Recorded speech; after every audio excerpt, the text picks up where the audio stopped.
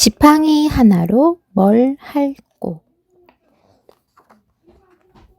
옛날 어느 부잣집에 아버지와 아들 셋이 살고 있었어. 그런데 어느 날 아버지가 병들어 세상을 떠났어. 그러자 첫째와 둘째 아들은 아버지의 재산을 몽땅 차지하고 막내 아들을 내쫓아버렸어. 아버지가 내게 남긴 것은 이 지팡이 하나뿐이다. 그러니 이것을 가지고 네 살 길을 찾아가거라. 그러고는 아버지가 쓰던 낡은 지팡이 하나만 휙 던져주었지. 하루아침에 빈털터리가 된 막내 아들은 지팡이 하나만 달랑 들고 걷고 또 걸었어. 그러다 해가지고 배도 고파서 어느 초가집에 들어갔지. 할머니, 배가 너무 고파서 그러는데 먹을 것 좀 주실 수 있나요? 마침 마당에 나와 있던 할머니는 막내 아들에게 떡을 내어주며 말했어. 거인 아들들이 오기 전에 얼른 먹고 가거라. 거인 아들들이 너를 보면 잡아먹고 말 거야. 막내 아들이 정신없이 떡을 먹고 있을 때였어. 쿵쿵 정말 할머니의 말대로 거인들이 오고 있는 거야. 거인 4명은 빈 그물을 들고 위쪽 길에서 오고 거인 2명은 사냥한 토끼를 들고 아래쪽 길에서 왔어.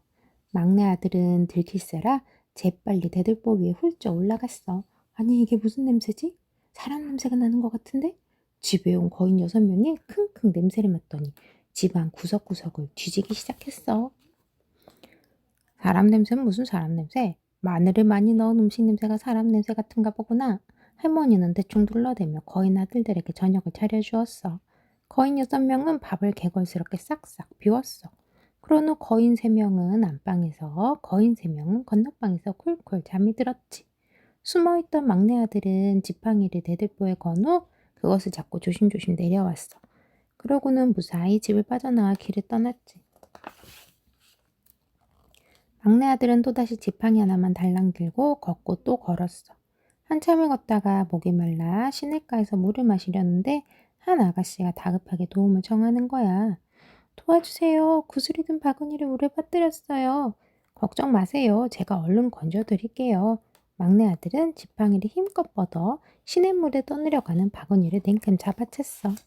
그런데 바구니에는 구슬이 하나도 없었어. 구슬이 시냇물에 다 빠져버린 거야. 아가씨, 구슬이 시냇물 바닥에 가라앉아 있을 테니까 함께 찾아봐요. 막내 아들은 울먹이는 아가씨를 달래며 말했어.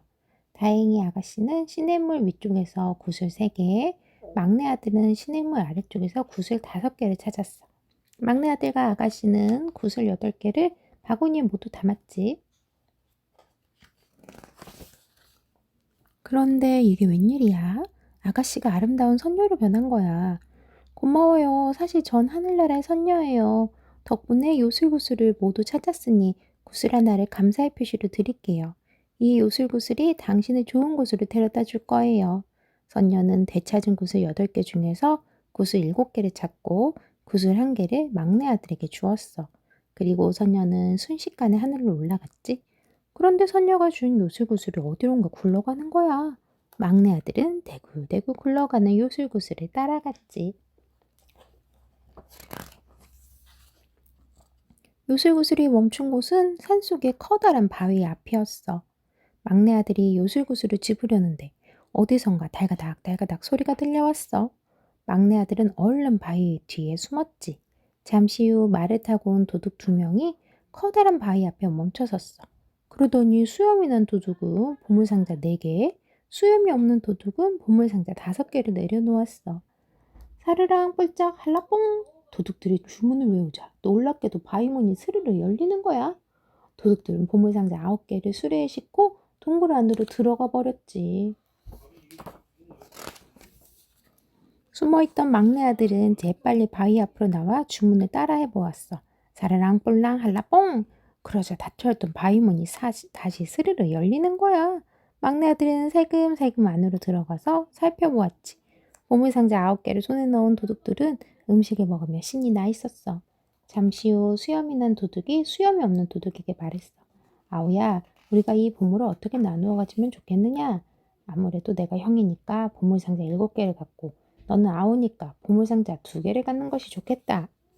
형님, 그런 게 어딨소? 보물상자 9개를 훔치는데 더 애쓴 사람이 많이 갖는 게 맞다고 생각하오. 형님은 훔칠 때 망을 봤으니 보물상자 3개를 갖고 나는 위협을 무릅쓰고 훔쳤으니 보물상자 6개를 가져야겠수다.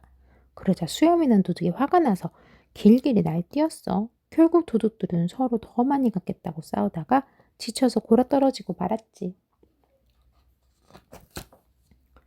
이 모습을 지켜보던 막내 아들은 생각했어. 보물을 도둑맞은 사람들은 얼마나 속상할까? 주인을 찾아주면 좋을 텐데. 그때 막내 아들의 눈에 건너편 벽에 걸린 열쇠꾸러미가 보였어. 그래, 저 열쇠꾸러미를 임금님께 갖다 드려야겠다. 하지만 도둑들이 열쇠꾸러미 바로 밑에서 벌러덩 누워 자고 있는 바람에 가까이 갈 수가 없었어. 고민하던 막내 아들에게 반짝하고 좋은 생각이 떠올랐어. 옳지, 이렇게 하면 되겠다. 막내 아들은 높은 돌 위를 끙끙 기어 올라가 구부러진 지팡이에 손잡이로 건너편의 열쇠꾸러미를 낚아챘어. 막내 아들은 열쇠를 가지고 곧장 궁궐로 갔어.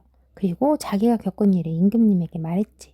임금님, 이것은 도둑들이 훔친 보물상자 열쇠입니다. 어서 도둑들을 잡아들이고 보물을 주인에게 돌려주어야 합니다. 막내 아들의 이야기를 들은 임금님은 곧장 명령을 내렸어. 여봐라, 당장 못된 도둑들을 잡아오너라. 임금님의 명령을 받은 병사 9명은 도둑들을 잡으러 갔어. 병사 1명은 보물상자를 가지고 왔고 병사 8명은 도망치는 도둑들을 쫓았지. 결국 병사들에게 붙잡힌 도둑들은 보물을 훔친 죄로 큰 벌을 받았어. 임금님은 용감한 막내 아들이 아주 마음에 들었어. 그래서 무슨 소원이든 다 들어주겠다고 했지. 자, 네가 원하는 것을 말해보아라. 임금님, 저는 어여쁜 공주님과 결혼하고 싶습니다. 임금님은 막내 아들의 배짱에 마음이 들어 기꺼이 결혼을 허락했어. 사실 막내 아들처럼 용감하고 똑똑한 사이를 얻고 싶었거든. 결국 지팡이 하나만 달랑 들고 길을 떠난 막내 아들은 공주와 결혼하여 행복하게 오래오래 잘 살았대.